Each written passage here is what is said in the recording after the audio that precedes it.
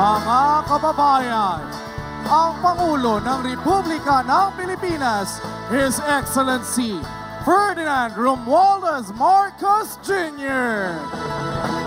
Alyansa ng pagkakaisa, alyansa para sa pamulan, alyansa ng bagong Pilipino, alyansa para sa bagong Pilipinas, pagkakaisa ng damdamit hangarin, alyansa. Maayong gabi kaninyong tanan.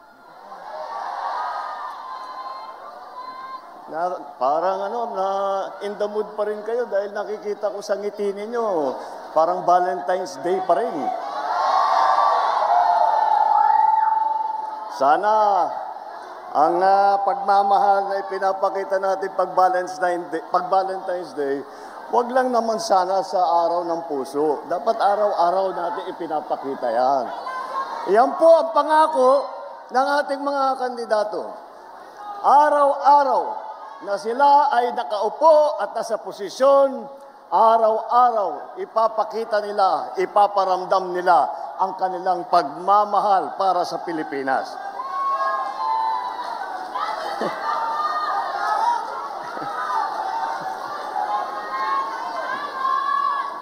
Alam niyo po, nakakagulat kung minsan na ay pagka nagsimula ulit ang halalan, ang campaign period, nagugulat po kami na parang napakabilis. Ngunit nandito uli po tayo. Ngunit, alam niyo po, kahit na national lang ang nagsimula ngayon, at nandito ang ating mga national candidate, meron po tayong kasama na kumpleto na ticket sa buong Pilipinas na siguro mga 18,200 ang kandidato ng alyansa. At yan po ay buong buo, solid na solid, kagaya po ng ating mga kandidato para sa senador. Bakit po ganun? Bakit yung ibang partido, bakit yung ibang magdagsasama ay hindi makapagbuo ng mabigat na tiket? Dahil po, ang kanilang iniisip lamang ay kung paano nila tutulungan ang kanilang sarili at manalo ng eleksyon. Ngunit dito po sa alyansa, kaya po ang tawag sa amin ay alyansa dahil meron kaming paniniwala na lahat ng kailangan gawin para sa ating bansa ay kailangan magtulungan lahat ng Pilipino, lalong-lalo na ang mga opisyal na magiging senador, lalong-lalo na ang mga nakaupo sa taas sa matataas na opisina. Alam niyo po, kung minsan nakikita natin yung ibang partido, hindi sila nagugulat sila, natatakot yata sila sa inyo eh. Dahil pagka nakita ang lineup ng alyansa, kung ano-ano na sinasabi, narinig lang natin nung isang araw. Walang daw pag-asa, siguro, kanina wala silang pag-asa, kaya papatay na lang sila ng 15 na senador. Ay talaga, bagay, mahirap naman yung ibang tao. Ang iniisip lang nila, ang kaisa-isang solusyon sa lahat ng problema ay pumatay pa ng Pilipino. Nakakapagtaka kung bakit ganun. Ngunit, maintindihan mo rin. Dahil kung ako nga ay nasa kabilang partido at itong mga ito ang kaharap natin, ay mahihirap sasabihin ko, mahirap na kampanya ito dahil mabigat ang kalaban. Mabigat ang kalaban dahil tignan yung muna kung tikilatisin natin sila ng isa't isa. Napakatingkad po ng mga record nila, napakaganda ng kanilang mga naging performance sa kanilang iba't ibang inupuan na mga posisyon sa pamahalaan. Kapag naman, kaya isa-isa sila magaling, pinagsama-sama pa natin silang lahat, ay talagang nakakagulat na ang kanilang tibay at lakas. Isipin nyo lang po, dito po sa ticket ng alyansa, 8 po ang naging senador na. Kaya alam na po nila yung trabaho. Sila po, si Senator Cayetano, Senator Lacson, Senator Lapid, Senator Marcos, Senator Pacquiao, Senator Rubilla, Senator Soto, Senator Tolentino. Nakita nyo naman po, eto mga nakaharap po sa inyo, sila ay sanay na kapag upo nila, pagka naluklok sila sa kanilang hinahabol na posisyon, hindi na po sila magtataka kung ano yung gagawin nila. Hindi na po magtatanong kung kani-kanino, kung anong dapat gawin. Alam na po nila ang trabaho nila. Alam na po nila kung sino kailangan kausapin. Alam na po nila kung ano ang pinakamainam na paraan para mabigyan tayo ng mas magandang serbisyo. At bukod pa ron, hindi po naman, hindi lang naman sa Senado, marami po sa ating mga kandidato ay dumaan din sa mababang kapulungan o sa Kongreso, House of Representatives. Naging congressman po, Congressman Abalos. Naging congressman po, Congressman Binay. Congressman Cayetano, Congressman Marcos, Congressman Pacquiao, Congressman Tulfo, Congressman Villar. Kaya't nakikita mo po ninyo, hasang-hasa na itong ating mga kandidato sa trabaho ng lehislatura. At iba pa naman, at iba sa kanila, hindi lamang sa lehislatura, kung hindi rin sa cabinet positions. Dahil po, si Secretary Abalos, noong pumasok po kami, siya ay DILG Secretary.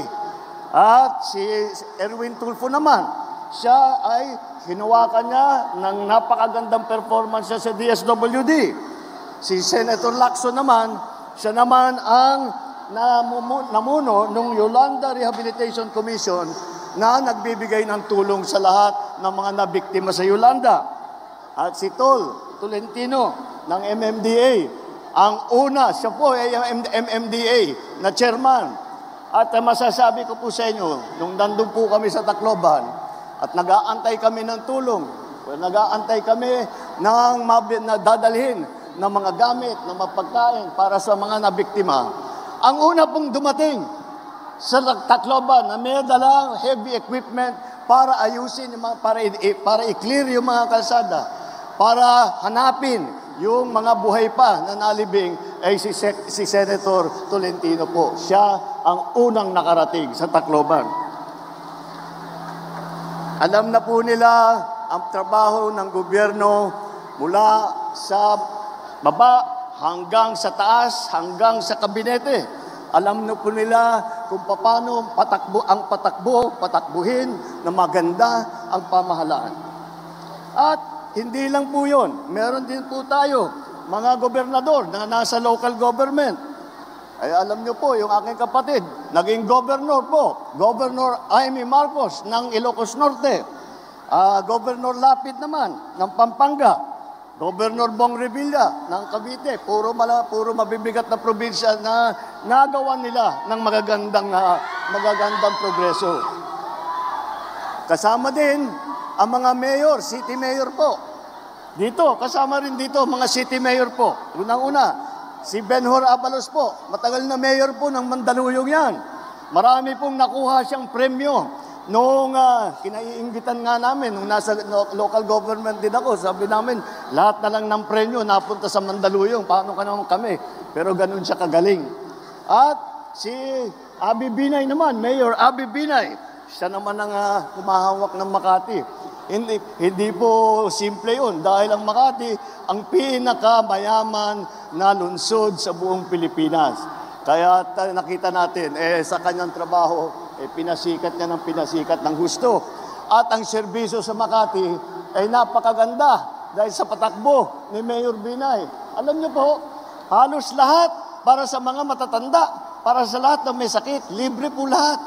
At saka pag umabot ka ng 100 years old, bibigyan ka pa ng cake.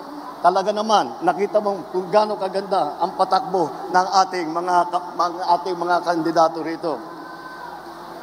At hindi po makakalimutan ang boses ng kababaihan.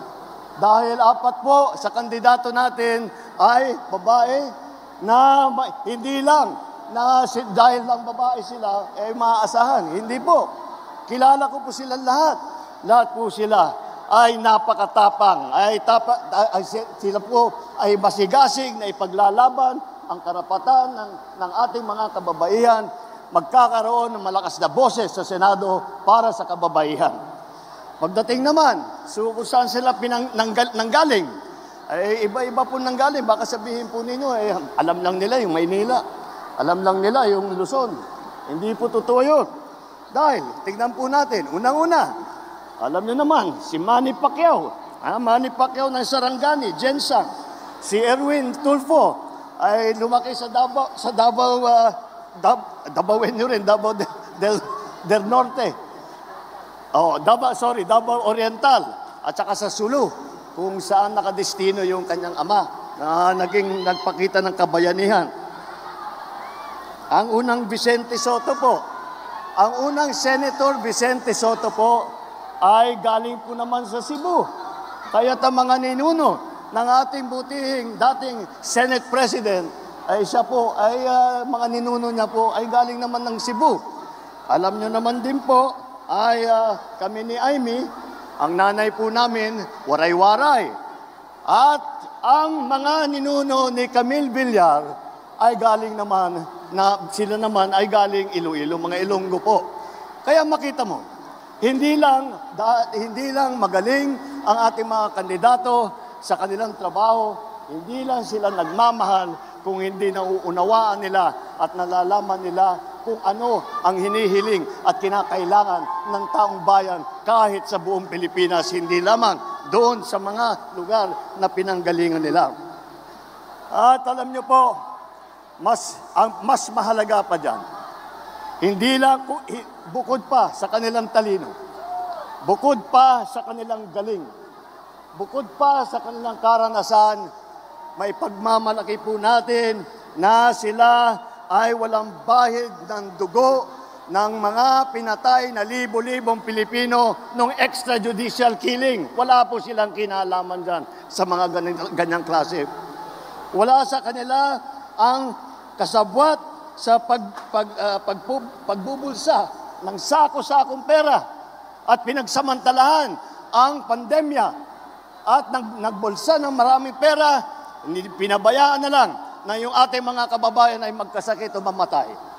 Wala rin sa kanila ang sip-sip sa China na tuwang-tuwa, sumisigaw, tuwang-tuwa pagka yung ating mga Coast Guard ay binobomba ng mga malalaking barko. Hindi po sila sumasang-ayon sa mga ginagawa na hinaharang ang ating mangingisda para at ninanakaw ang kanilang huli. Sila pinaglalaban po namin yan. Wala sa kanila ang nagtataguyod ng mga ng sentro ng krimen, sentro na pagpapalapastangan ng mga kababaihan.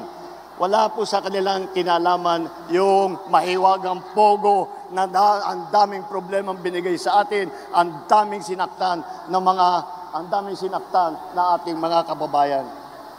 Tayo ngayon ay kumaharap sa ating tinitingnan po natin kung saan ang tutunguan ng Pilipinas. Yan po ang halaga nitong eleksyon po na ito.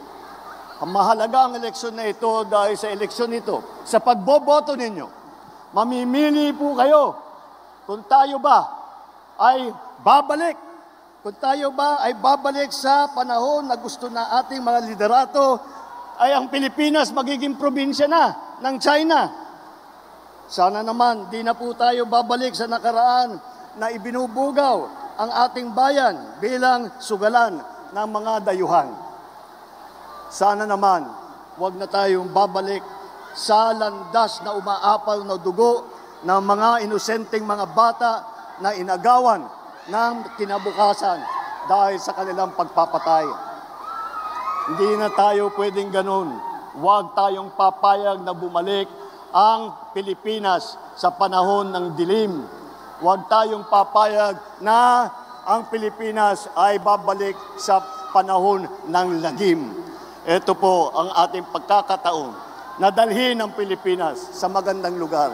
Ito ang ating pagkakataon na maglagay po tayo ng ating mga leader na sila ang mangunguna para dalhin ang Pilipinas sa mas magandang kinabukasan. Ang isang Pilipinas na progresibo ang isang Pilipinas na may malasakit para sa isa't isa. Para sa Pilipinas na lahat ng Pilipino po ay kapit-bisig, sabay-sabay, tungo sa isang mas maliwanag, mas maganda, at mas mapayapang kinabukasan. Yan po ang ating mga kandidato para sa Senado. Ito po, mabuhay ang alyansa ng bagong Pilipinas! Ng pagkaka